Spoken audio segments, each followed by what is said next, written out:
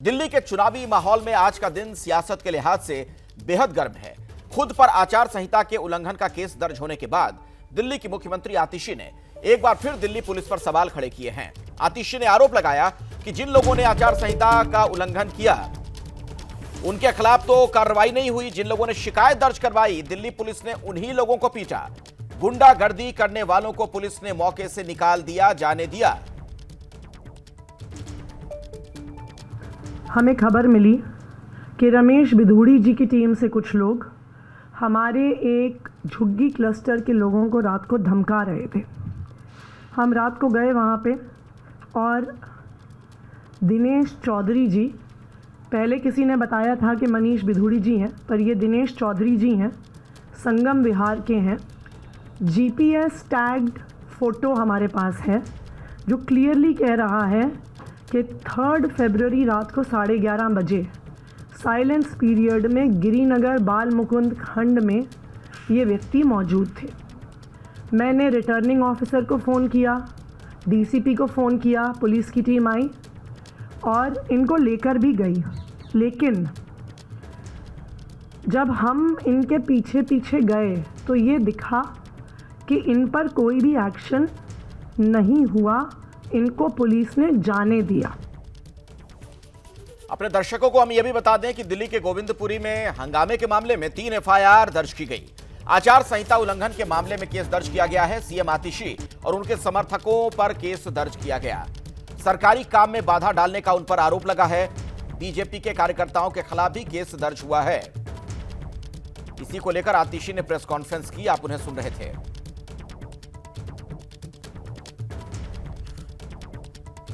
चुनाव प्रचार खत्म होने के बाद देर रात कालकाजी विधानसभा में जमकर हंगामा हुआ। इस वक्त जिले के डीसीपी रवि कुमार सिंह हमारे साथ मौजूद हैं। सर, क्या था ये पूरा मामला?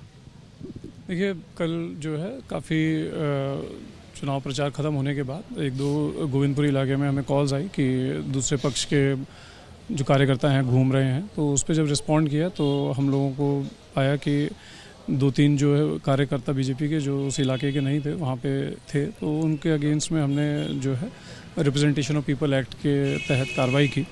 दूसरी कॉल जब आई तो वहाँ पे पाया कि 30-40 जो आम आदमी पार्टी के कार्यकर्ता हैं वहाँ पे थे और उनके साथ में 10 एक गाड़ियाँ थी जो कि एमसीसी क्योंकि इन्फोर्स है और प्रोहिबिटरी ऑर्डर्स इन्फोर्स हैं, अलाउड नहीं है। बार बार रिक्वेस्ट करने के बाद भी ये लोग नहीं हटे और जब हम लोगों ने इस पर वीडियोग्राफी करने की कोशिश की तो कुछ कार्यकर्ताओं ने हमारे कांस्टेबल का जो है बदतमीज़ी की और अवरोध पैदा किया, जो सीसीटीवी में भी रिकॉर्ड है।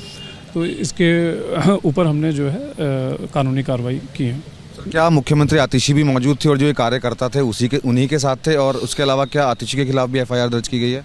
जी, एक आम आदमी पार्टी के कार्यकर्ता हैं और सब एक साथ ही थे और जो कार्रवाई है वो जो हमारे एग्जीक्यूटिव मजिस्ट्रेट हैं उनके बयान उनसे कंप्लेंट लेने के बाद ही दर्ज की गई है। इस मामले में प्रशासन क्या क्या पक्ष है वो भी हमने आपको सुनवा दिया। दिल्ली चुनाव को लेकर चुनाव आयोग का पोस्ट भी सामने आया है। चुनाव आयोग की छवि खराब करने की कोशिश हुई, ये कहा गया है। कानून के तहत काम कर रहे हैं 1.5 लाख अधिकारी और बार बार मुख्य चुनाव आयुक्त पर निशाना साधा जा रहा है। ईसी ने इन आरोपों को पर धैर्य रखा है और प्रभावित नहीं हुआ। चुनाव आयोग की तरफ से ये बातें कही गई हैं कि चुनाव आयोग की छवि खराब करने की कोशिश की जा रही है।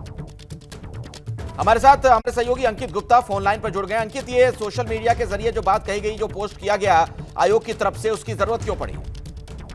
देखिए, जिस तरीके से आम आदमी पार्टी और खास तौर पर जिस तरह से हमलावर है और मुख्य चुनाव आयुक्त के ऊपर लगातार हमलावर है, ये कहते हुए कि कुंभकर्ण की नींद सोए हुए हैं, कुंभकर्ण से तुलना की जा रही है। उसके अलावा चुनाव आयोग और दिल्ली पुलिस जो है केंद्र सरकार के इशारे पर काम कर रही है, इस तरीके के आरोप लगाते हुए आम आदमी पार्टी लगातार हमलावर है। तो उसी पर एक तरह से चुनाव आयोग की तरफ से ज्यादा कोई जवाब तो जो है कड़े शब्दों में तो नहीं दिया गया, लेकिन इतना जरूर कहा है ये चुनाव आयोग का जो चुनाव आयोग होती है, जो टीम होती है, उसमें मुख्य चुनाव आयुक्त के अलावा 2 चुनाव सह आयुक्त भी होते हैं जो चुनाव आयुक्त होते हैं। तो 3 सदस्यीय टीम होती है। कोई भी फैसला अकेले मुख्य चुनाव आयुक्त नहीं लेते हैं, ये जो 3 सदस्यीय टीम होती है वो तमाम फैसले लेती है।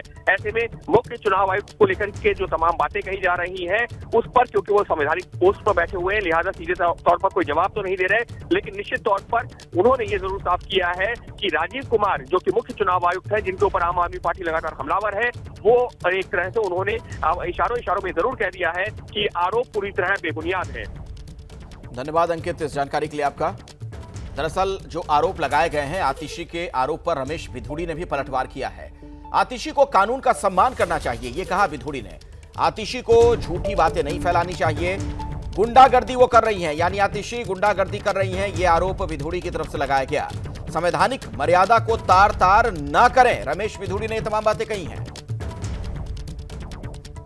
तो जो आरोप लगाए गए आम आदमी पार्टी की तरफ से, उसका बीजेपी ने जवाब दिया और रमेश भिधुड़ी ने तो यहां तक कह दिया कि आतिशी गुंडागर्दी कर रही हैं। आतिशी जी को कानून का, संविधान का सम्मान करना चाहिए। वो संवैधानिक पद पर बैठे हुए मुख्यमंत्री हैं और ये छिछोरी हरकतें, झूठी अफवाह फैलाना, बातें बढ़ाना, रमेश भिधुड़ी का परिवार यहाँ पर घूम रहे। दुनिया में कौन ऐसा पॉलिटिकल लीडर है कि जब कहीं चुनाव लड़ता है तो उसकी फैमिली मदद नहीं करती है? सबकी फैमिली रहती है। तो मेरा बेटा मेरे चुनाव में क्यों नहीं रहेगा, मेरी पत्नी मेरे चुनाव में क्यों नहीं रहेगी? तो ये 5 साल उन्होंने दिल्ली में क्या किया वो तो बता नहीं सकती। कालका जी में क्या किया, उनके पास कुछ है नहीं, तो कुछ ना कुछ बोलना है। आप मुख्यमंत्री हैं, आपको शोभा देता है कि उत्तर प्रदेश की गाड़ियों में आप गुंडे लेकर 30-30, 40-40 आदमी चल रही हैं। हमने पुलिस को कंप्लेंट की कि भाई रात को ये यूपी की गाड़ियों में ले लेकर 40-40 आदमी चल रही है, इसका कारण क्या है? और उन लोगों को ले जाकर हमारा एक सिद्धार्थ कैंप में कार्यकर्ता है, उसको धमका रहा है रोशन जाके, तुम घर चले जाओ। अब बाहर के कॉलोनी में आए हुए बाहर के लोग हैं बेचारे, वो क्यों पंगा लेना चाहेंगे? ऐसी गिरिनगर में जाकर वो कोई अपने दोस्त से मिलने आया था, उसको बैठवा लिया। ये हरकेश नगर का कोई व्यक्ति था, मिलना है, उसको गाड़ी में बैठवा दिया। ये बैठो, ये रमेश भिधुड़ी का गुंडा है। तो ये छिछोरी हरकतें शोभा नहीं देता मुख्यमंत्री को। उनको रोक के दिखाना, देखो रमेश भिधुड़ी के भतीजे हैं। अब वो उन्होंने 3 बार 100 नंबर पे कॉल किए, कंप्लेंट कराई उन्होंने थाने में जाके कि जी मैं शादी में से आ रहा हूँ, मेरी गाड़ी 2 घंटे से घेर रखी है। पुलिस ने जाके जब वो गाड़ी छुड़वाई है, तो ये गुंडागर्दी कर रही है। वो चाहती है कि बीजेपी का कार्यकर्ता को रिएक्ट करे और वो प्रूव करे इस बात को लिए, मुझे ऐसा लगता है।